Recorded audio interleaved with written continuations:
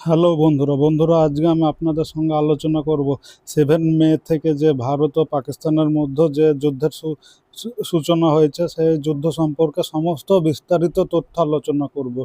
কবে কি হামলা হয়েছে, কি রকম কি হয়েছে, কত মানুষের ক্ষয়ক্ষতি হয়েছে, কত সৈন্য মারা গিয়েছে, এরকম বিস্তারিত সব কিছু, এবং এই যুদ্ধের ফলাফল কি হলো, সমস্ত কিছু বিস্তারিতভাবে আজকে আমি আপনাদের সঙ্গে আলোচনা করব। এই যে যুদ্ধ ভারত ও পাকিস্তানের মধ্যে শুরু হয়েছিল, ভারতের তরফ থেকে এই যুদ্ধের নাম ছিল অপারেশন সিন্দুর, এবং এই যুদ্ধটি 7 মেতে শুরু হয়। এবং এই সিন্দুর অপারেশনে এর নেতৃত্ব দিয়েছিলেন কর্নেল সোফিয়া কুরেশি এবং উইংস কমান্ডার বেমিকা সিং। এই দুইজন মহিলা সহকর্মী মিলে এই অপারেশনে সাকসেসফুল করেছিল। অপারেশন সিন্দুরে মোট 24 জায়গায় হামলা, পাকিস্তানের 24 জায়গায় হামলা করে, এবং ভারত সরকার থেকে বলেছে যে এই 24 জায়গার হামলা একদম নির্ভুলভাবে একদম লক্ষ্যবস্তুতে হামলা হয়েছিল। এই অপারেশন সিন্দুরের ছোট পড়া আপনাদের ভিডিও ক্লিপ শেয়ার করছে আপনাদের সঙ্গে। এই ক্লিপে দেখতে পাবেন আপনার যে ভারত যে হামলা করেছিল, এমনকি ভারত পাকিস্তানে পর্যন্ত যায়নি, ভারত নিজের দেশের বর্ডারের মানে নিজের এরিয়ার মধ্যে থেকে আপনার মিসাইল হামলা করেছিল, এবং যেগুলো ওই 24টি মিসাইল হামলায় অ্যাকুরেট লেগেছিল সেই ভিডিও আপনাদের সামনে তুলে ধরলাম। देखना काम करके दिया वहाँ पे।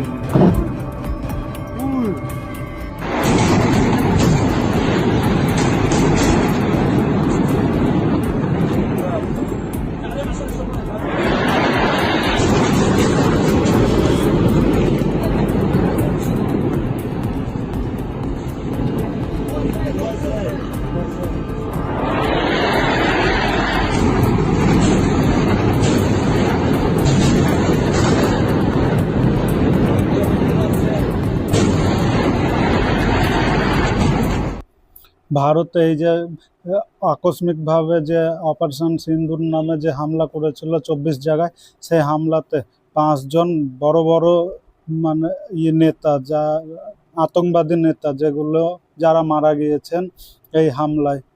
নাম্বার 1 হলো মুসাদ্দার খাদিয়ান খাস, যা সাধারণ সবারই কাছে মুসাদ্দার বা আবু জান্দাল নামে পরিচিত, যে লস্কর-ই তৈয়বের ইনচার্জ ছিল। দ্বিতীয় জন হলেন হাজিব মোহাম্মদ জামিল, যে জাইশ-ই মোহাম্মদ নামে পরিচিত, এবং মৌলানা মাসুদের বড় শালা ছিল এই হাজিব মোহাম্মদ জামিল।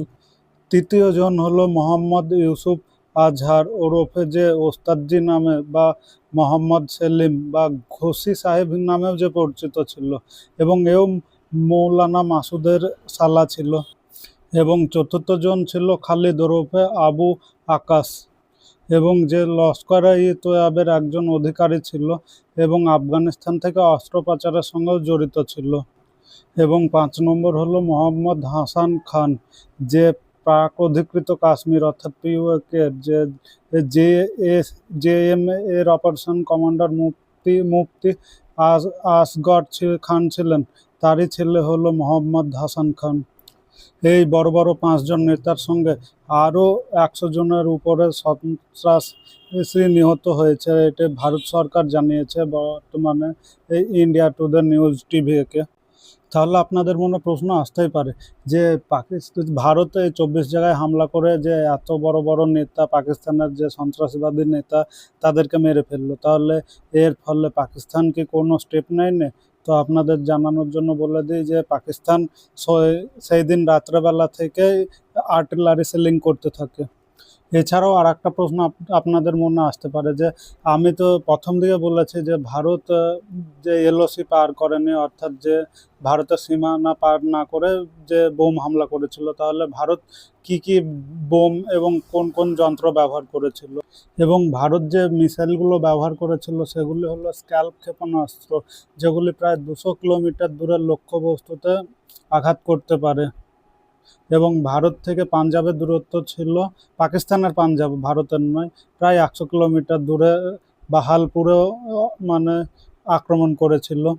এবং এই হামলাগুলি রাত 1টা 30 মিনিটে এবং ভারতের নিজের আকাশে এই রাফাল বিমানগুলি ছিল এবং এই বিমানগুলি মুজাফফরবাদ, কোটলি এবং মুরদিকা সহ 9টি লক্ষ্যবস্তুকে মানে 9 জায়গায় 24টি মিসাইল চালনা করে এবং এই মিসাইলগুলো এর আগে বলছে স্ক্যালপার মিসাইল ছিল, যেগুলি বাংকার লক্ষ্য করে আর অন্যদিকে হামার বোম বর্ষণ করেছিল।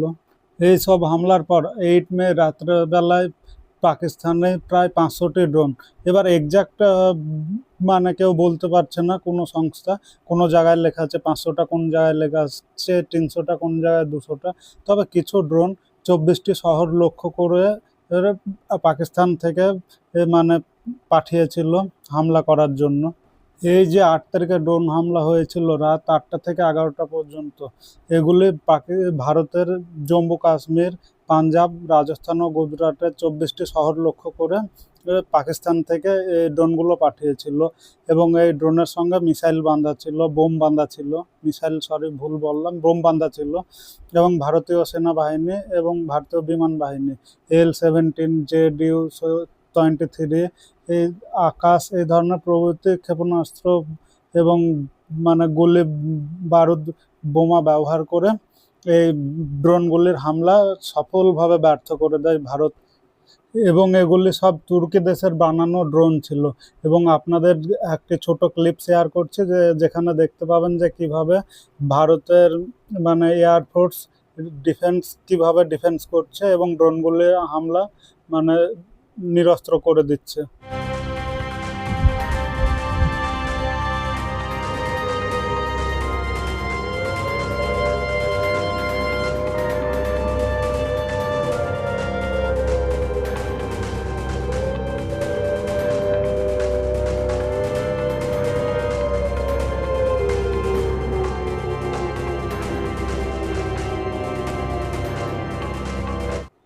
সরি, এই টপিকটা 7 তারিখের ঘটনা ছিল এবং 8 তারিখের ঘটনা আলোচনা করা হয়ে গেছে, তাই এর জন্য একটু প্লিজ সরি। এটা আপনার এটা হলো যে জম্মু কাশ্মীরে যে রাত্রেবেলায় 7 তারিখে সে প্রচুর পরিমাণে সেলিং করেছিল, অর্থাৎ একটি ভারী ধরনের গোলা বর্ষণ করেছিল জম্মু কাশ্মীরের পুঞ্চ এরিয়া ও অন্যান্য অনেকগুলি গ্রামাঞ্চল এরিয়া এবং সেইখানের একটি ভিডিও সর্বপ্রথম আপনাদেরকে শেয়ার করছি, সেটা দেখুন।